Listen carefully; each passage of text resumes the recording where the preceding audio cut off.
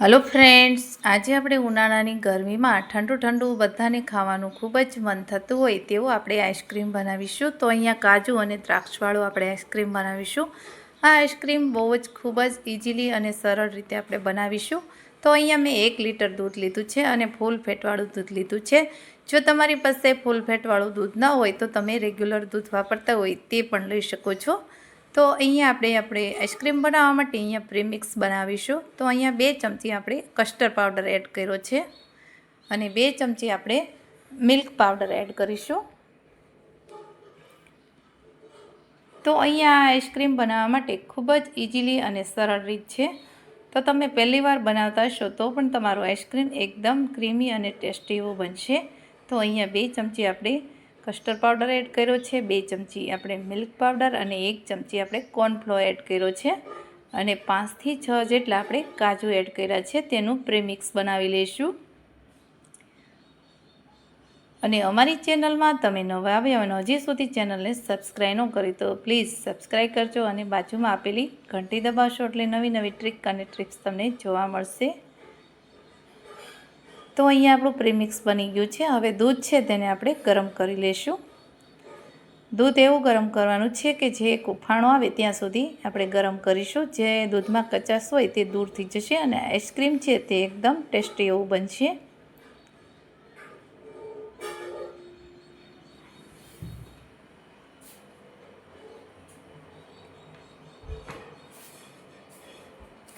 અહીંયા આપણે વચ્ચે વચ્ચે આ રીતે હલાવતું રહેવાનું છે એટલે દૂધની સાઈડમાં જે મલાઈ જેવું થાય તે થાય નહીં અને એકદમ દૂધને આ રીતે હલાવી અને એક ઉફાણો આવે ત્યાં સુધી થવા દેવાનું છે। તો અહીંયા એક ઉફાણો આવી ગયો છે તો આપણે સ્વાદ પ્રમાણે આપણે ખાંડ એડ કરી છે। તો તમે ખાંડ ન એડ કરવી હોય તો તમે સાકર પણ એડ કરી શકો છો, પણ સાકર છે તે દળીને એડ કરવાની છે। અહીંયા સાકર આપણે દળીને એડ કરવાની છે અને હવે આપણે એને હલાવી લઈશું। તો હવે જે પ્રીમિક્સ બનાવેલું છે તેને આપણે એડ કરીશું અને તેને આ રીતે 5 થી 7 મિનિટ જેવું ધીમા ગેસે આપણે સતત હલાવતું રહેવાનું છે। જો આ રીતે તમે સતત હલાવશો એટલે તમારું જે પ્રીમિક્સ છે તે ઘટ થઈ જશે અને ગાંઠા છે તે ભાંગી જશે। તો અહીંયા આપણે ધીમે ધીમે હલાવી અને આ રીતે એકદમ ઘટ થાય ત્યાં સુધી થવા દેવાનું છે। તો આપણી આઈસ્ક્રીમ છે તે એકદમ ક્રીમી અને ટેસ્ટી એવી બનશે।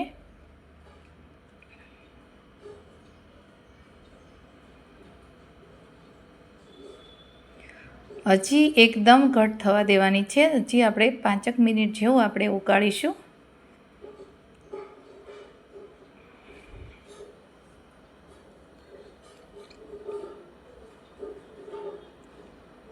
તો તમે જોઈ શકો છો આ રીતનું એકદમ ઘટ થઈ ગયું છે। તો હવે અહીંયા આપણે ગેસ આપણે બંધ કરી દઈશું અને નીચે ઉતારી લઈશું।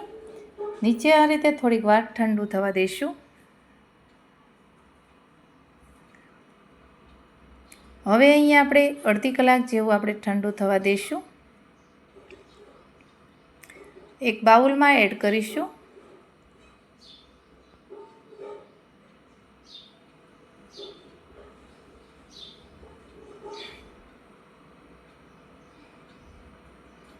હવે અહીંયા આપણે વિસ્પરની મદદથી આ રીતે એકદમ ક્રીમી થાય તેવું હલાવી લઈશું અથવા તમે મિક્સરમાં પણ હલાવી શકો છો, પણ મિક્સરમાં અમુક તત્વો હોય તે જતા રહે છે।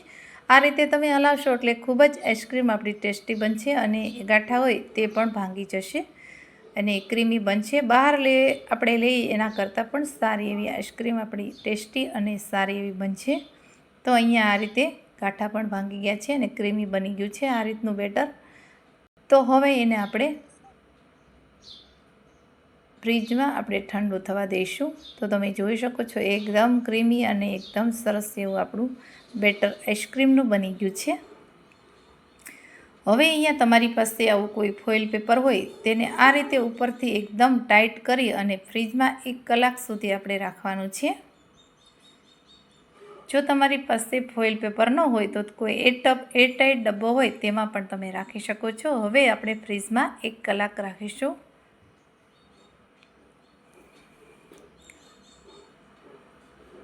હવે અહીંયા 1 કલાક થઈ જાય ત્યાં સુધી આપણે બધા ડ્રાયફ્રૂટ છે તેને કટિંગ કરી લઈશું। તો અહીંયા કાજુ અને દ્રાક્ષ લેવાની છે। હવે અહીં આપણે કાજુ છે તેને આ રીતે ઝીણા ઝીણા ચોપ કરી લેવાના છે.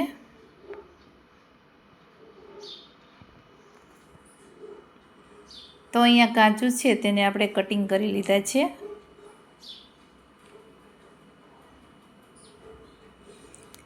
અહીંયા આપણે કાજુ અને દ્રાક્ષવાળો આઈસ્ક્રીમ બનાવીશું અને 1 કલાક જેવું થઈ ગયું છે. તો હવે આપણે એને બહાર કાઢી લઈશું.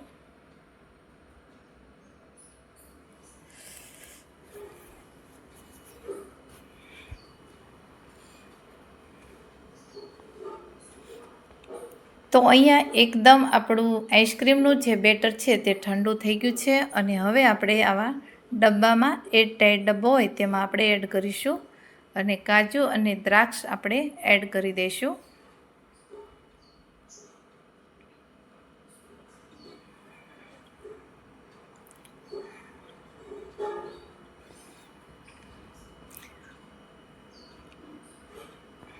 હવે આપણે ચમચીની મદદથી આ રીતે મિક્સ કરી દઈશું. આ આઈસ્ક્રીમ એકદમ ટેસ્ટી અને સારો એવો બને છે અને ખાવાની ખૂબ જ મજા આવે તેવું આપણે બહાર મળે તેવું જ આપણે ઘરે આઈસ્ક્રીમ બને છે.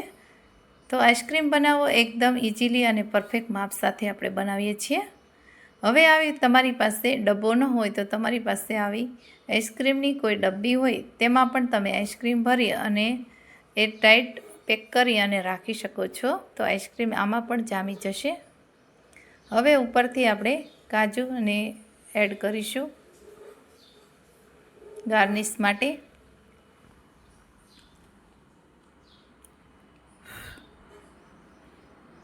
હવે આ રીતે ઉપરથી આપણે ઢાંકણ છે તેને બંધ કરી દઈશું. જો હવા ન જાય બહારની એ રીતે આપણે બંધ કરવાનું છે અને આખી રાત આપણે ફ્રીજમાં રાખીશું.